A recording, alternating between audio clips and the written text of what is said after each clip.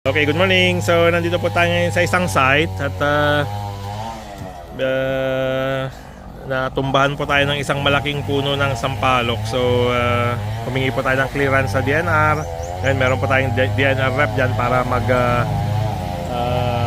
witness habang clearing yung kahoy na naputol. So, mamaya papakita ko po sa inyo kung gaano kalaki yung sampalok na yun. Sayang, naputol nung last na bagyo pero ngayon lang nasikaso. So gamit po natin ngayon tong Jimny. Okay.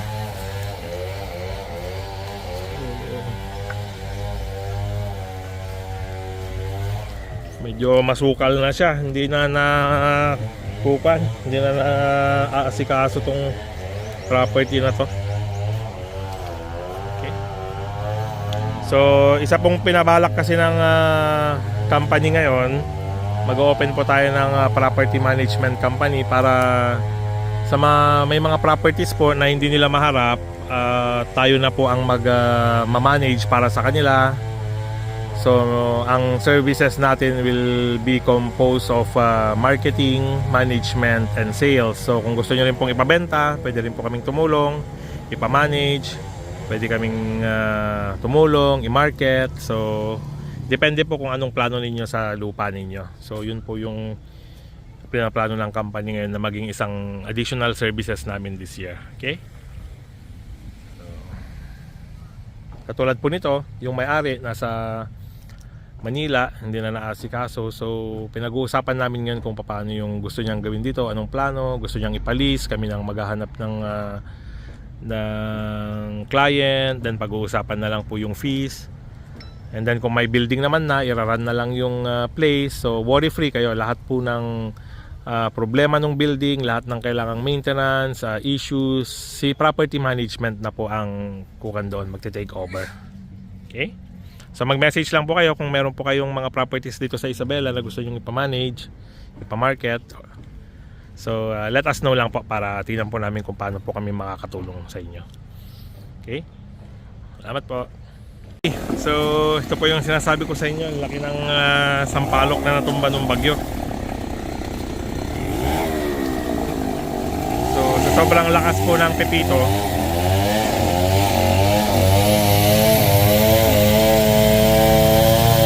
nadaganan po niya yung isang bahay.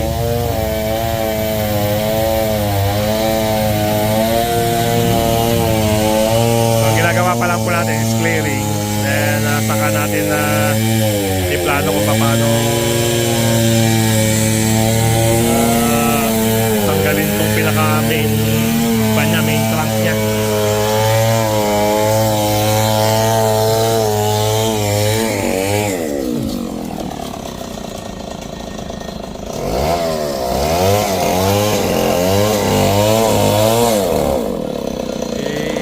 Ang laki po, sayang na puno. Ang ganda po nitong shelter nung nakatayo pa.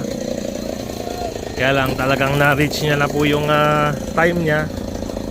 And nature na rin po ang nagpa-retire sa kanya. So kahit gaano po siya kalaki, talagang kapag nature po ang nag-decide, talagang pagre-retire rin po niya yung isang bagay. Okay. Ito ang ating mga magigiting.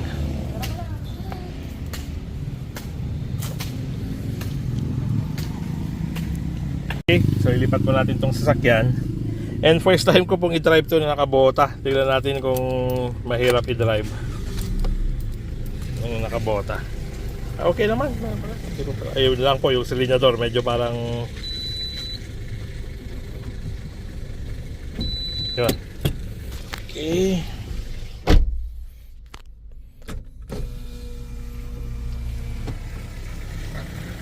Yeah, okay naman po. Madali siyang i-drive kahit nakabota. Sa mga ginagamit po yung Jimny sa farming, so wala pong problema kahit nakakapanibago lang po sa silinyador, parang hindi nararamdaman. Okay, so lipat tayo rito. Okay.